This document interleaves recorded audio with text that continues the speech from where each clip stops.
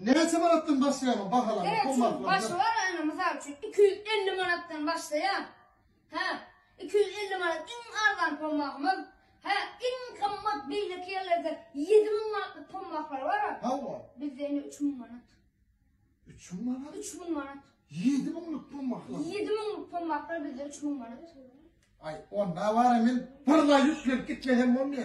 Otursak koca mı? Otur. Ben sana düşünüreyim. Gelimin sonra durmuşa çıkıyor. Tuğulum. Ha o. Onun var yankı 10 kişilik matalık geldiydi. Her görünüşünden. Ha. Ha o. Ay neme de yine harat testi. Aha. Yarıktandı. Tuğulum. At bulup. Böyle. Onun 10 varsın. 10 varsın. Ha onun vesri. Toygut. Onun geldancı. At bulup. Atula ayıttı Ha, ya. ha o. Geldancı. Aha. Bastallı. Bu çok sözlü. Ha o. Bastallı bu çok Ha o. söyledi. Onun kaytarcı. Aha. Gelin sağırdı. Ondan. Onun yankı sağ. Gelin kayıttı. Hayır, üst zorla. Ay, ya. Neyse koleyanlar. Ha.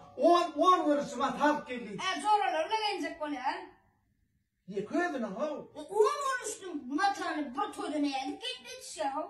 Ay bir toyları yerinde adını ikiniz başka toya geyip bile bok diye de ha. O ne yapıyorsun ya? Dedi gel şu işimizi çürümlerine ne oldun? Yok, onlar var ha.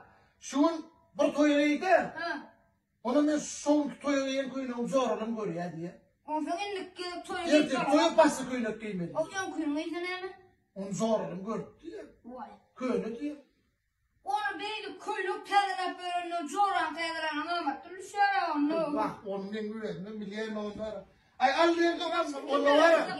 Sonuçta dedim, bana Instagram sayfana açsana. Instagram Tamam, sahibana. buraya bana telefon numaramı ver. Tamam. Bana Instagram sayfam, öyle var hemen açıp çıkıyor ki.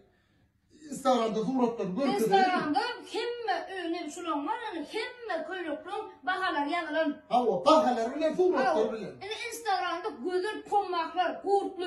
Hava, he şöyle. Ama güzel pommaklar kurtlu. Böyle pommaklar kurtlu. Ama telefon numaramız 50